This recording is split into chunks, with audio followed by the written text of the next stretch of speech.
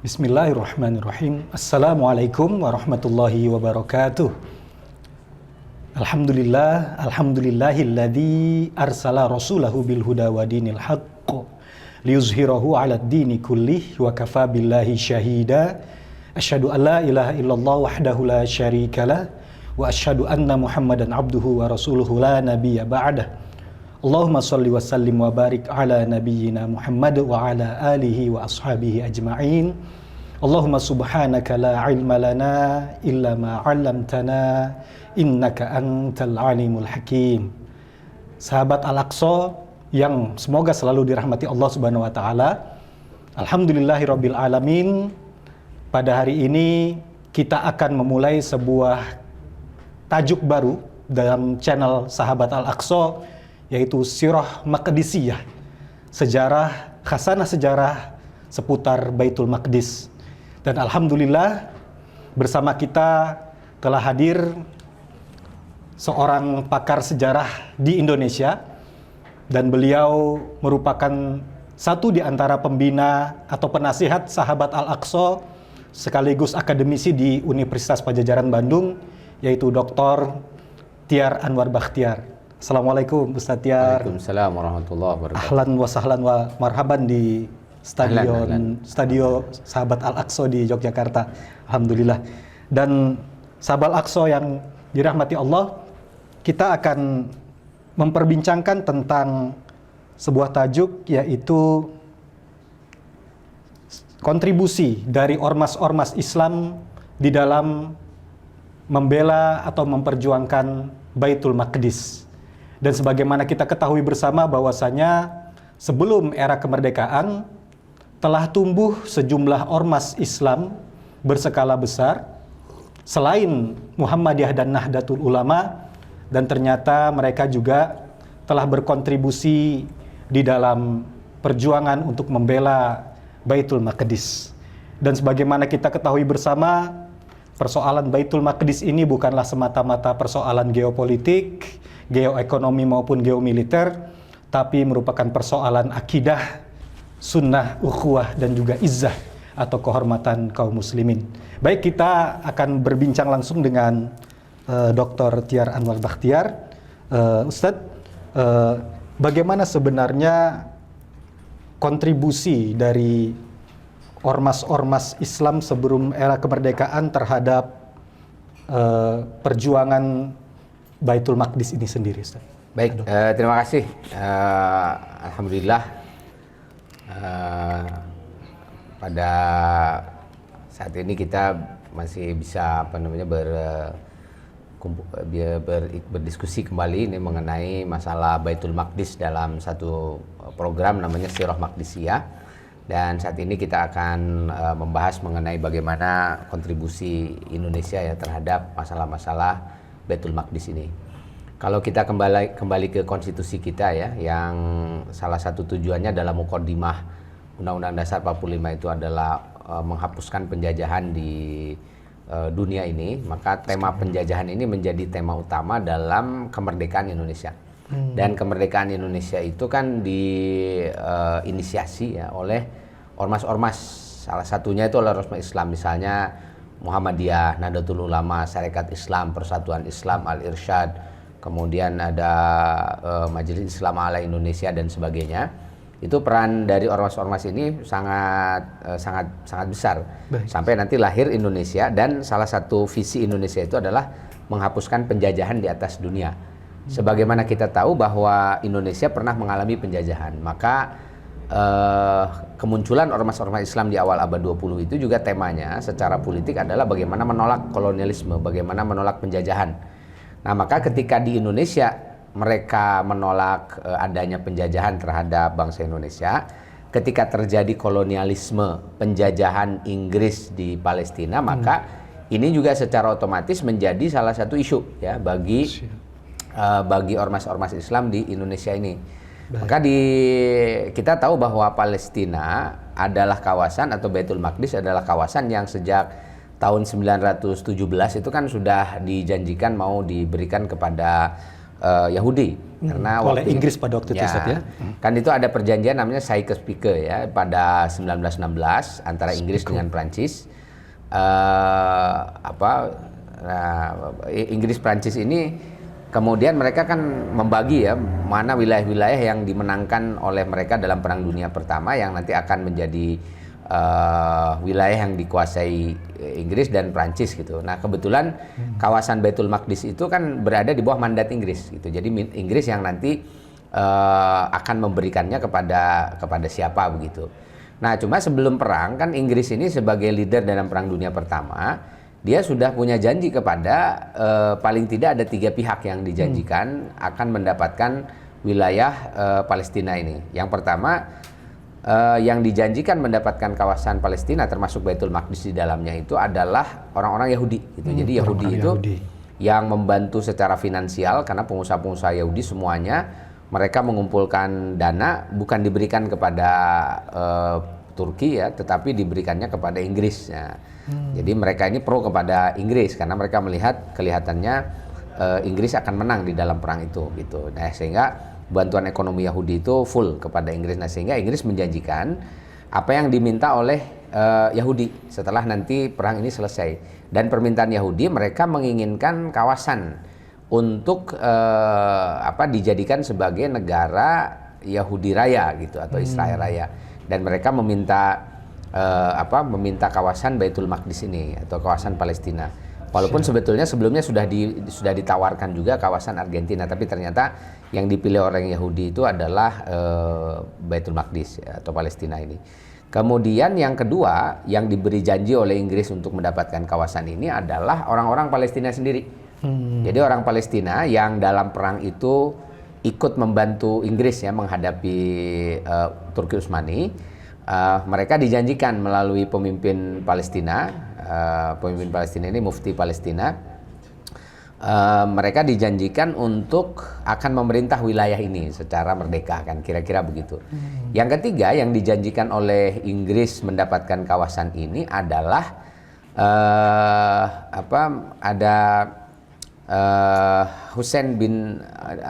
Syarif Hussein bin Ali. Nah, Syarif Hussein bin Ali ini adalah tokoh yang memimpin gerakan nasionalisme Arab yang dia di dalam Perang Dunia Pertama memberikan kontribusi juga kepada Inggris dalam menghadapi Utsmani dan akan dijanjikan seluruh wilayah Arab termasuk Baitul Maqdis Palestina itu yang dikuasai oleh Utsmani akan diberikan kepada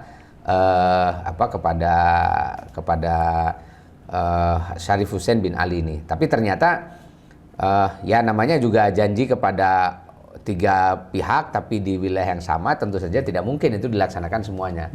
Nah, akhirnya setelah perang selesai, pilihan Inggris itu jatuh ke kawasan ke Yahudi gitu. Sampai orang Yahudi mula-mula berdiaspora, lama-lama mereka merampas ya wilayah-wilayah yang diduduki oleh orang-orang Palestina karena mereka sudah sangat yakin nanti akan bisa mendirikan negara di sana. Dan memang kenyataannya tahun 48 nanti Yahudi mendirikan negara Israel ya tahun 48 itu, dan itu persiapannya kan sudah sejak tahun 1919 ya.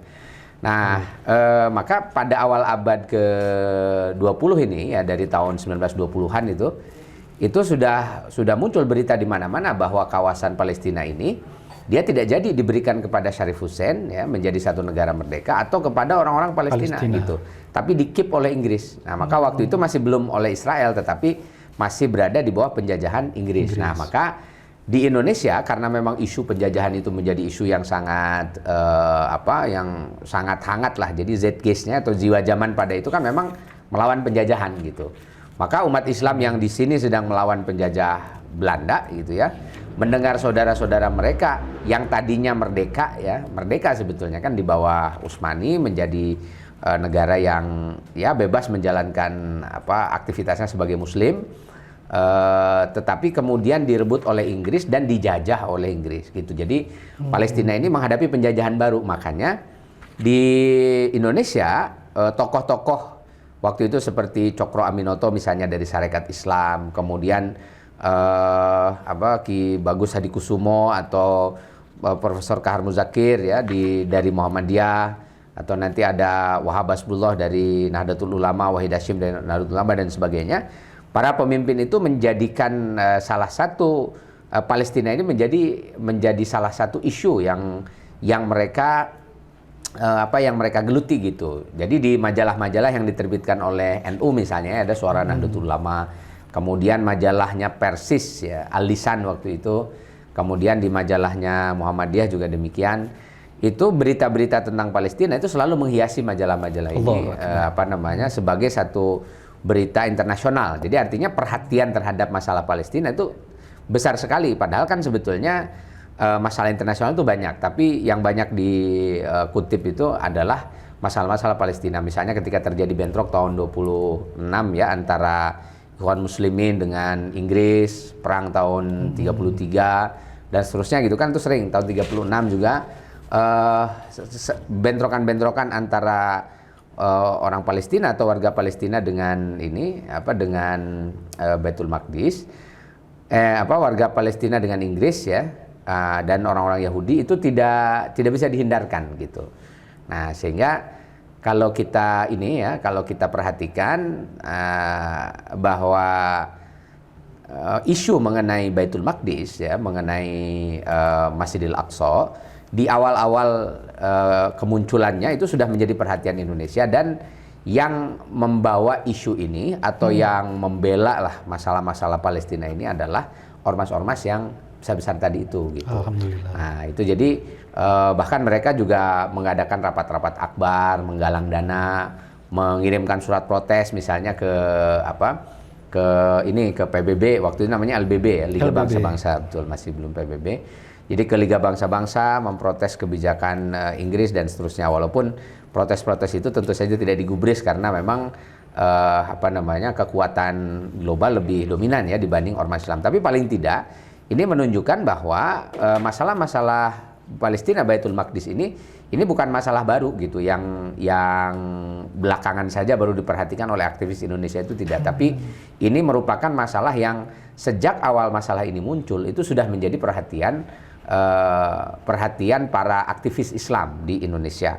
Tuh, ini yang harus kita garis bawahi ya di sebelum Indonesia merdeka. Dan nanti ada pengaruhnya ketika Indonesia sudah menjadi negara yang merdeka, kemudian memiliki struktur pemerintahan sendiri begitu.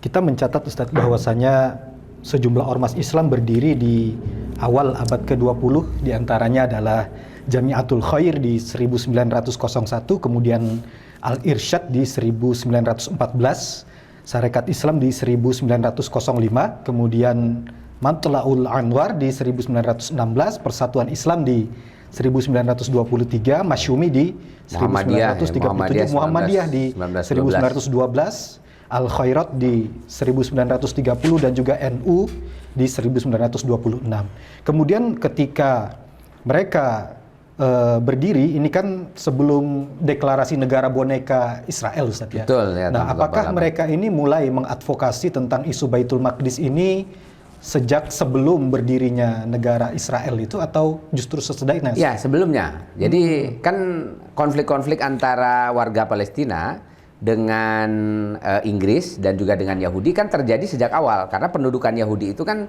sudah mulai dibuka tahun 1917 itu kan sudah mulai masuk Allenby, banyak gitu. Ya? Jadi Allenby itu. Jadi dari situ kan ratusan ribu orang-orang Yahudi masuk ke kawasan Palestina, dan bukan di tempat kosong, tetapi mereka mengusir warga Palestina, sehingga isu mengenai pengusiran orang-orang yang dari kampung halamannya diusir untuk diusir kemana saja mereka mau, dan kemudian rumahnya diambil, kampungnya dikuasai, pertaniannya dikuasai, itu sudah terjadi sejak tahun 1920-an lah kan gitu ya. Nah, makanya itu menjadi berita internasional, karena setelah itu kan menimbulkan gejolak ya di kawasan Palestina ini. Jadi kezalimannya orang-orang Yahudi dan yang di-backing oleh Inggris itu sudah terjadi sebelum deklarasinya Israel, karena deklarasi Israel itu kan sesuatu yang nanti efek saja atau infial namanya, sesuatu yang memang sudah direncanakan sejak awal dari mulai pendudukan tadi itu. Nah, jadi bukan sesuatu yang memulai penguasaan terhadap kawasan Palestina, tapi itu bagian antara saja dari penguasaan terhadap wilayah Palestina dan Baitul Maqdis ini. Baik. Dan alhamdulillah di tengah kondisi Indonesia yang masih memperjuangkan kemerdekaannya Ya. saja dari penjajah Belanda pada waktu itu, mereka masih memiliki perhatian besar kepada saudaranya sesama Muslim yang jauh di sana, Ya. yang juga kata Ustadz tadi menghadapi penjajahan baru dan ada pengusiran besar-besaran, Ustadz. Dan ini fakta yang perlu kita ungkap bahwasanya pengusiran besar-besaran itu bukan cuma peristiwa Nakba 1948, Ustadz, Oh iya, ya. betul, Jadi bukan. jauh sebelum itu sudah Sebelumnya ada juga sudah dilakukan, sudah pengusiran terjadi. besar-besaran. Ya. Makanya perang-perang itu kan terjadi juga sudah sejak lama.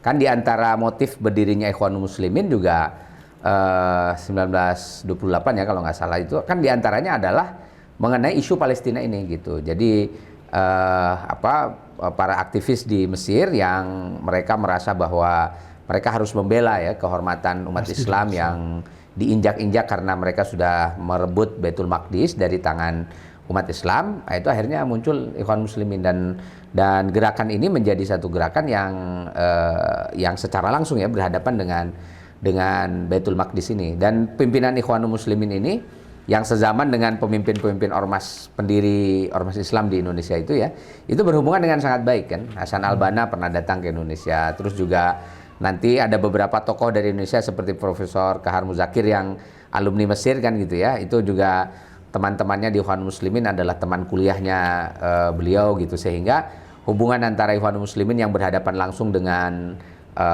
dengan penjajahan Inggris di awal abad 20 itu juga sangat baik.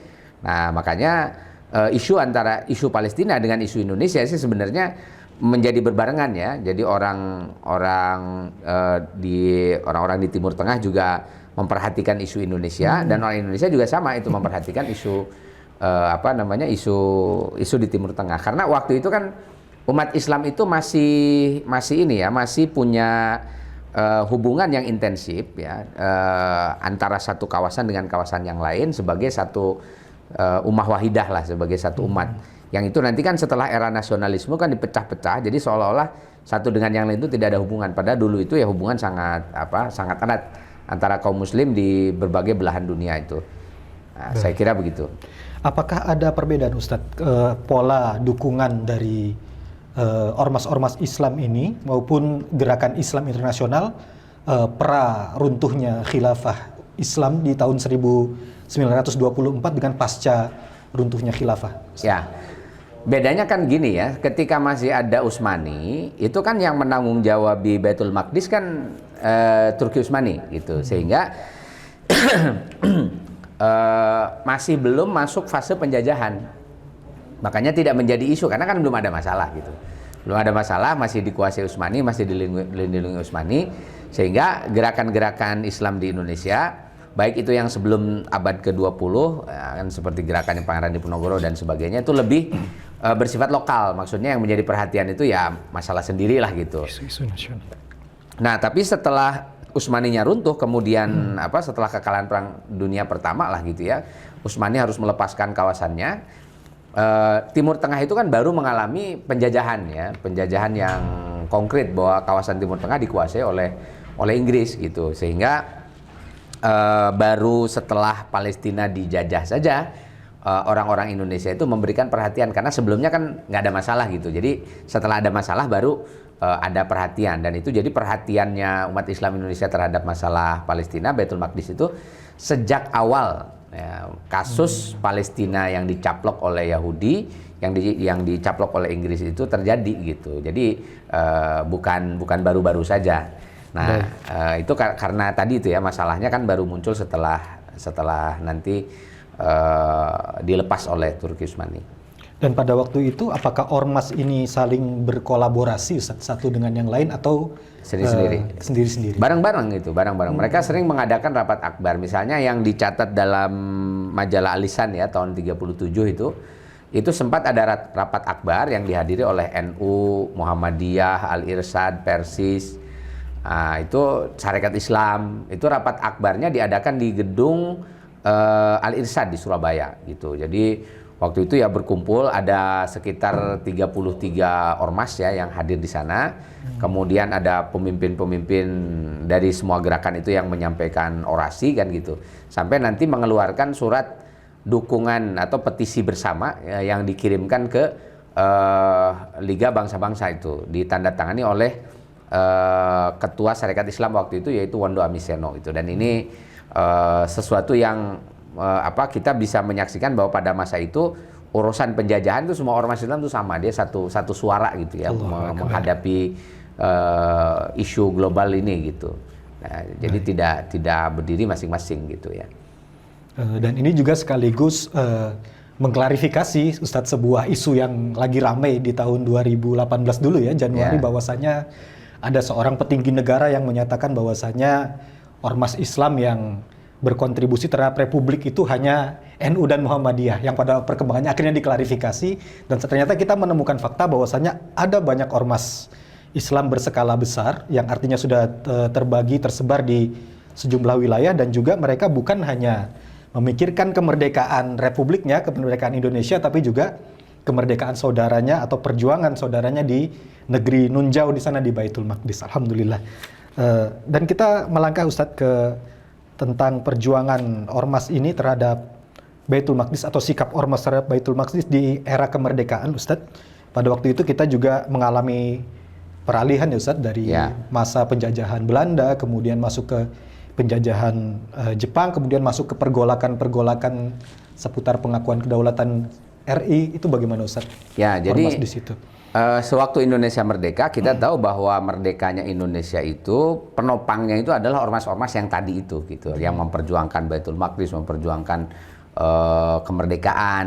Nah, karena memang ormas-ormas ini yang ikut mendorong atau ikut menjadi penopang Indonesia merdeka, maka ketika Indonesia merdeka, urusan Palestina ini akhirnya menjadi urusan negara, menjadi urusan pemerintah gitu. Jadi bergeser, karena kita sudah punya pemerintah. Siapa yang memerintah? Ya itu yang dulu itu memperjuangkan Palestina gitu, pemimpin-pemimpinnya. Sekarang di pemerintahan, maka salah satu kebijakan pemerintahan secara khusus adalah peduli kepada isu-isu Palestina. Jadi sebenarnya sejak Indonesia merdeka ya, sejak pertama kali posisi Indonesia itu tegas gitu. Dia menolak kehadiran Israel. Jadi kan Indonesia tahun 45 itu merdeka kan gitu. Nah, ketika Israel tahun 48.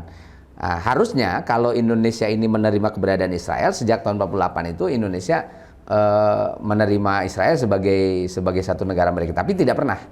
Karena memang sejak awal kemerdekaan Indonesia itu, nah seperti dituliskan dengan sangat tegas gitu ya di dalam konstitusi Indonesia, bahwa tujuan ya dalam preambul itu kan tujuan Indonesia merdeka itu adalah untuk menciptakan ya, kedamaian abadi dan menghapuskan penjajahan di atas dunia kan gitu. Nah itu kan penjajahan di atas dunia itu maknanya kan bukan cuma di Indonesia tapi secara global. Nah maka Indonesia dengan tegas menilai bahwa yang dilakukan oleh Inggris terhadap Palestina, pencaplokan kawasan Palestina oleh Yahudi, itu adalah tindakan penjajahan. Nah ini yang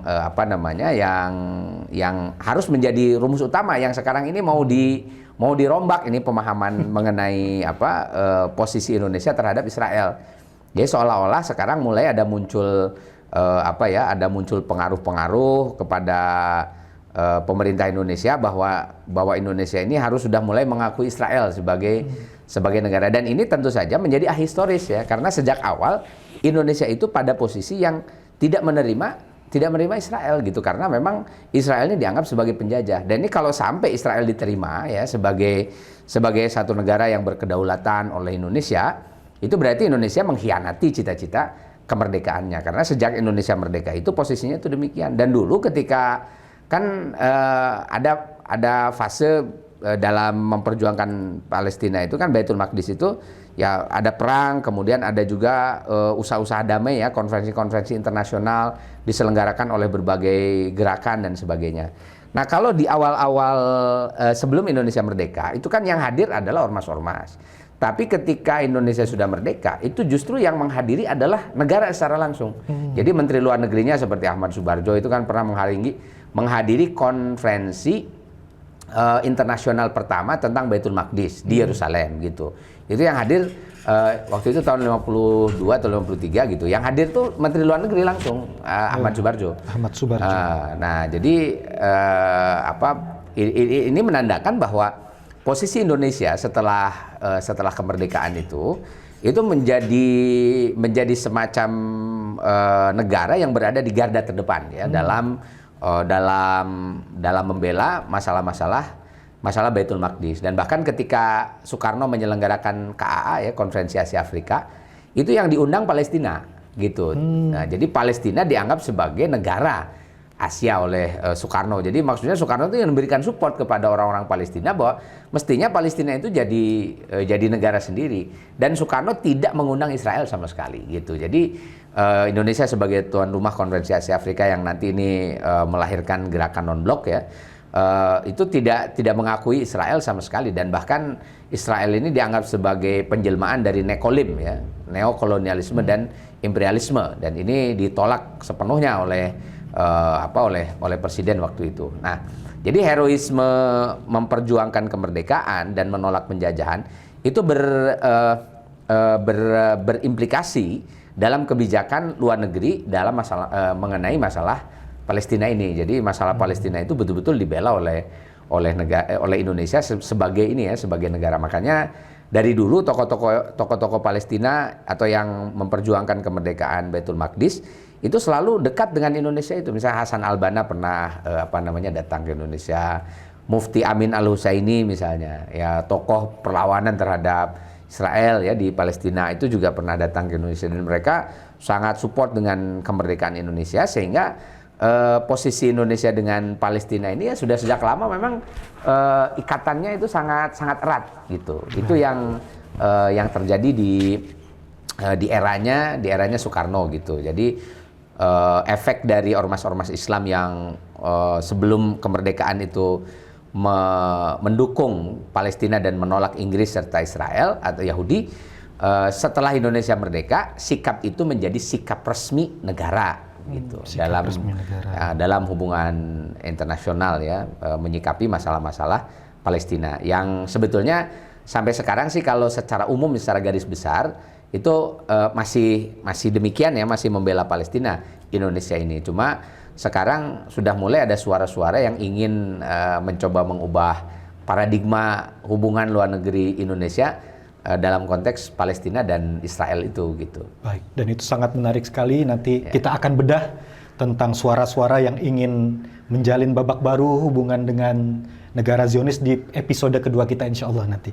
Dan kemudian tadi Ustadz Tiar sempat menyebut nama Sheikh Muhammad Amin Al-Husaini, dan beliau sebagaimana kita tahu sebuah fakta sejarah bahwasanya beliau adalah mufti besar Palestina, Ustadz yang mendorong negara-negara atau Liga Arab untuk mengakui kemerdekaan Indonesia pertama kalinya, dan Palestina tercatat sebagai pihak yang pertama kali mengakui kemerdekaan Indonesia, Ustadz ya, menurut catatan kami. Kemudian diikuti oleh Mesir pada tahun 1946, lalu Suriah, Irak, Yaman, Saudi, Afghanistan pada perkembangannya.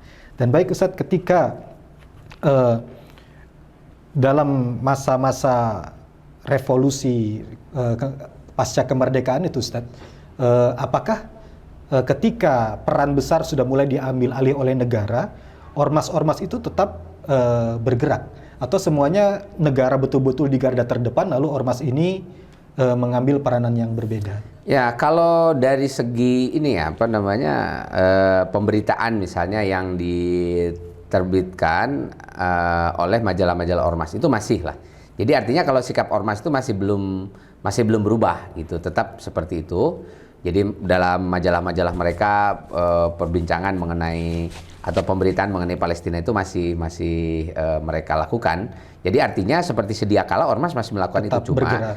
Ketika Indonesia sudah berdiri, nah salah satu yang menjadi nilai tambah adalah apa yang menjadi perhatian ormas itu sekarang menjadi perhatian negara. Gitu. Jadi ada double dukungan sebenarnya terhadap Palestina itu, dan itu menjadi sesuatu yang sangat masuk akal.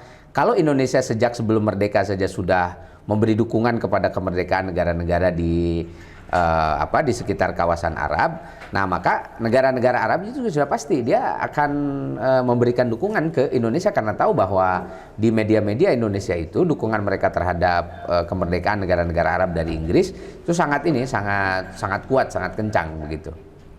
Baik. Dan ini di era awal Orde Baru, Ustaz, ketika kita masuk, Ustaz, ya, ini peralihan dari periode Orde Lama ke Orde Baru, apakah masih sama polanya ketika itu negara masih tetap mendukung penuh perjuangan? Ya, nanti ini kita harus bicarakan khusus ya mengenai perubahan, karena memang perubahannya nanti terjadi setelah zaman Orde Baru itu, karena memang ada kondisi global yang berubah gitu ya. Baik. Itu nanti pada masa Orde Baru. Ya baik, nanti di episode kedua kita akan gali mengenai perubahan ini perubahan pola dukungan ini, karena kalau sebelumnya dukungan Indonesia itu full tanpa ada keraguan ya, tanpa tedeng aling-aling, sangat kuat sekali mendukung kemerdekaan Palestina ini. Tapi nanti terjadi perubahan setelah masa kekuasaannya Soeharto gitu. Siap. Dan baik. Untuk isu Baitul Maqdis ini ormas-ormas tidak ada urusan perbedaan pendapat, tidak ada sekat-sekat, Ustaz ya. Iya, tidak ada. Betul-betul kompak ya, sama saja. Ya, jadi Baitul Maqdis ya. Tidak ada urusan ikhtilaf ya dalam masalah Baitul Maqdis itu. Jadi ini semacam pemersatu juga bagi ormas-ormas Islam bahwa dalam isu Baitul Maqdis, dalam isu Masjidil Aqsa, ormas-ormas Islam ini punya pandangan dan sikap yang sama gitu.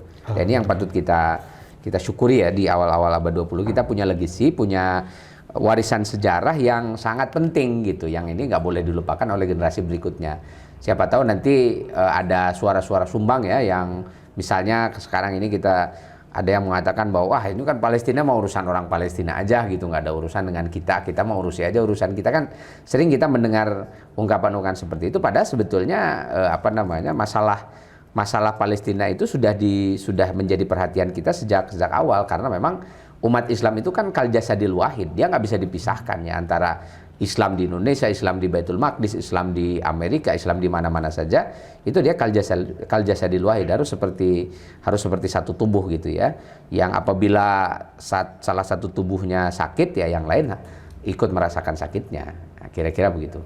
Dan kepedulian dari ormas-ormas Islam baik pra kemerdekaan maupun pasca kemerdekaan ini, apakah ada pengaruh dari organisasi Islam di luar, atau murni mereka tumbuh kesadaran dengan melihat mempelajari berbagai fenomena dari itu murni saja sendiri. murni dari hasil kesadarannya ormas-ormas Islam, karena kan kalau dilihat dari segi organisasi, memang organisasi yang hadir di Indonesia itu pertama organisasinya ya sezaman saja dengan yang lain di Timur Tengah seperti Ikhwanul Muslimin misalnya. Dan juga ini relatif independen organisasi-organisasi di Indonesia ini. Jadi mereka memang memiliki kebijakan-kebijakan atau pemikiran sendirilah ya mengenai masalah ini. Sehingga ini bukan karena pengaruh dari luar, tapi betul-betul karena ada kesadaran yang tinggi mengenai posisi Baitul Maqdis itu. Dan pada waktu itu mereka memberikan bantuan bukan hanya berupa dukungan wacana, Ustaz ya, tapi bahkan pendanaan pun mereka sampaikan. Ya, betul, sama ya. Saya membaca bahwasanya ada warga NU tahun 1938 itu sampai dibagikan tabung celengan gitu. Ya, betul. Untuk membantu. Ini saya misalnya ya di buku saya Jas Mewah itu kan saya masukkan satu paper saya yang saya presentasikan di Muktamar Baitul Maqdis 2017 ya di Turki, tentang ada berita itu ada seorang kiai ya di Cicalengka Jawa Barat ini yang mengadakan acara Maulid Nabi. Nah, pada acara Maulid Nabi itu salah satu yang dilakukan oleh kiai ini adalah menggalang dukungan kepada Palestina dalam bentuk penggalangan sumbangan gitu ya. Jadi pengumpulan sumbangan dari para peserta yang hadir di acara Maulid Nabi itu gitu. Yang mungkin ini sudah jarang sekali dilakukan ya, padahal ya kita tahu bahwa tradisi NU salah satunya ya menyelenggarakan acara Maulid di mana-mana gitu. Dan di dalam acara Maulid itu pada masa lalu itu karena isu Palestina itu isu yang sangat penting menjadi perhatian umat Islam, maka di acara Maulid Nabi yang kumpul banyak orang, nah di situ diadakan ini penggalangan dana, dan tentu saja dananya nanti dikumpulkan dan dikirimkan ke sana, mungkin lewat mufti barangkali ya waktu itu, karena waktu itu belum ada organisasi-organisasi penyalur bantuan di Palestinanya gitu ya, jadi masih langsung ke para pejuang ya, langsung ke mufti dan sebagainya. Nah, sehingga pada masa itu, bahkan di majalah resmi NU ya, Berita Nahdlatul Ulama, itu ada ini khusus ya, ada himbauan khusus bagi warga NU untuk mengirimkan sumbangan atau menitipkan sumbangan di bendaharanya NU ya, khusus untuk Palestina, dan nanti akan diberikan ke ke Palestina. Nah, ini saya kira juga penting untuk diingat bahwa kalau sekarang ini banyak di antara umat Islam yang memiliki kepedulian ya, membuka kesempatan untuk membantu saudara-saudara kita di Palestina melalui lembaga-lembaga ya seperti Sahabat Al-Aqsa dan lain-lain. Ini sebenarnya bukan hal baru gitu, bukan hal baru. Dulu hal semacam ini yang mengerjakannya itu adalah ormas-ormas Islam gitu di awal abad 20 itu. Jadi yang mengumpulkan sumbangan dan seterusnya gitu. Baik. Dan ketika peran itu diambil alih oleh negara, ormas masih tetap bergerak, Ustaz, mendukung. Ormas masih jadi pendanaan. ya betul gitu. Cuma karena negara sudah hadir kan, jadi artinya apa yang dilakukan oleh ormas itu seperti mendapatkan penguatan ya yang lebih kokoh lagi bagi Palestina itu. Baik. Baik sahabat Al-Aqsa yang semoga dirahmati oleh Allah Subhanahu wa taala. Kami rasa kita akan mengakhiri sesi pertama kali ini, dan jangan lewatkan sesi yang kedua. Kita akan membedah tentang sikap ormas terhadap Baitul Maqdis di zaman Orde Baru dan di zaman pasca reformasi nantinya atau zaman kontemporer. Dan beberapa catatan dari pertemuan kali ini adalah bahwasanya ormas-ormas Islam ternyata sudah bergerak sejak awal abad 20-an ketika Inggris menjajah Palestina pada tahun 1917, dan ormas-ormas Islam di Indonesia menggalang kepedulian, mewujudkan kepedulian itu dengan dukungan yang begitu nyata, baik dengan wacana maupun dengan dukungan pendanaan.